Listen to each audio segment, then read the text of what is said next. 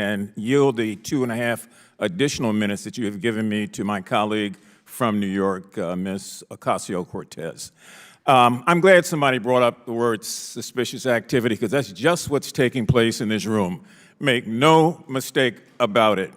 And I want to congratulate my colleagues from across the aisle for gathering us here today, almost distracting us from the biggest investigation that is going on right now in our country and in our nation's history, involving the former president and the front runner for the Republican nomination, who is currently facing a 37-count indictment this week, and maybe 2 weeks from now more, and maybe 2 weeks from then more.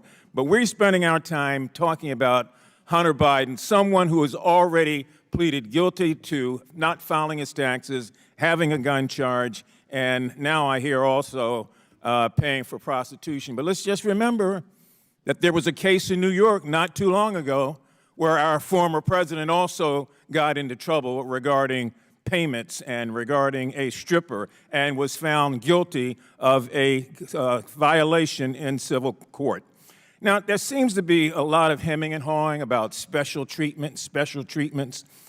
When the president, just a couple of days ago, tried to delay his federal documents trial and requested the U.S. District Judge Aileen Cannon, whom he appointed, to somehow or another consider the fact that he was a candidate, and therefore maybe his trial should be put off until after the election. That seems to me like special treatment if I've ever heard of it before.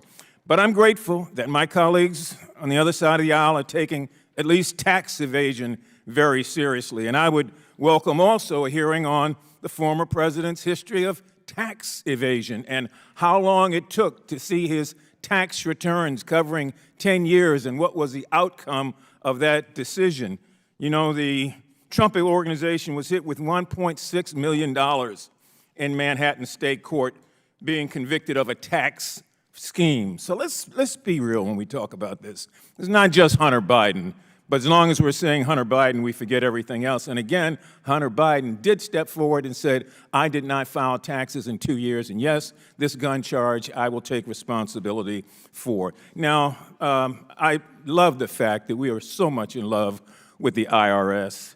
In fact, Speaker McCarthy said when he was elected on the 15th vote, that the first bill that he would repeal funding for was the bill that would provide for 87,000 additional IRS employees. My, don't we love the IRS? We're just going to cut their budget. In fact, there's a member of this committee who on their own website said that they are proud to have voted to strip away the plan to empower the IRS with additional funding. So I'm going to get back to those two words again about keeping it real, and I think we really have to do that. I just think, Mr. Shapley, two quick things. Did Hunter Biden, in any way in your knowledge, not Hunter, but did any of his children receive money, yes or no? I think Special Agent Ziegler would be better. Yes or no? Special Agent Ziegler would be better. Either one, yes or no? Congressman, thank you for your question. Given by the statute, I am limited in my testimony that I can give here today, but we can turn over any of the records that relate to the adult children. Yes, we'd like to see House Ways those. and Means Committee. We'd like to see those. Really, I would, since we are so concerned about tax evasion, and we've got people at the highest levels of government doing it, and we don't want to talk about that at all. Now, here's what galls me. I don't like these attacks on the Department of Justice, the FBI, the IRS, as if they are somehow anti-U.S. agencies. Those agencies keep this democracy in check. It keeps them afloat. They provide the checks and they provide the balances.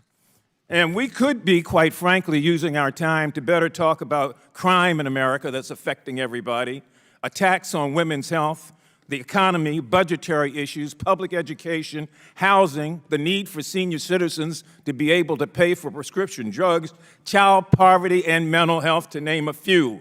And yet we are doing this all over again for the Hunter Biden show to someone who has pleaded guilty and has taken responsibility for not filing taxes for 2 years.